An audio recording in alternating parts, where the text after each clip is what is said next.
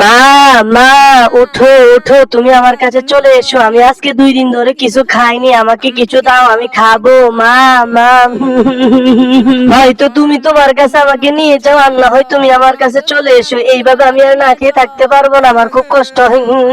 আরে কি ব্যাপার, অনেক এই ছেলেটাই কবরের পাশে কান্না করতেছে কেন? আরে ভাই, ওর মা কিছুদিন আগে মারা গেছে, তাই ও প্রতিদিন কবরের পাশে এসে কান্না করে। ও আচ্ছা, এই ব্যাপার। আচ্ছা ভাইয়া, ঠিক আছে, আমি এখন বাসায় যাই, আপনি থাকেন। আচ্ছা ঠিক আছে, যাও, আমিও চলে যাচ্ছি। আরে এই ছোট, এখানে কান্না করতেছো কেন? উঠো। ও জি ভাইয়া, বলেন। আচ্ছা, তুমি আমাকে একটা কথা বলো, তোমার প্রথম মা ভালো ছিল না দ্বিতীয় মা ভালো ছিল? আরে ভাইয়া শুনুন তাহলে, আমার প্রথম মা ছিল মিথ্যাবাদী, আর দ্বিতীয় মা সবসময় সত্য কথা তো বলতো। ছোট ভাই, সেটা কিভাবে? আরে ভাইয়া শুনুন, আমার প্রথম মা সবসময় মিথ্যা কথা বলতো, দ্বিতীয় মা সবসময় সত্য কথা বলতো। প্রথম মা আমাকে সবসময় বলতো খাবার দেবে না, কিন্তু পরে খাবার ঠিক হয়ে দিত। তো বন্ধু, তুমি কি দেখছো? তুমিও যদি তোমার মাকে ভালোবাসো তাহলে ভিডিওতে লাইক আর চ্যানেলটি সাবস্ক্রাইব করে দাও। তাহলে ছোট ভাই, তোমার দ্বিতীয় মা সত্যবাদী কিভাবে হলো? হলো, আর ভাইয়া দেখুন, আমার দ্বিতীয় মা সত্য কথা বলে, এই জন্য তিনি আমাকে বলেছে 2 দিন খাবার দিবে না, তাই আজকে 2 দিন ধরে আমি উপহাস রয়েছি। ছোট ভাই, তুমি সত্য কথা বলেছো, এতিমের কষ্ট কেউ বুঝে না।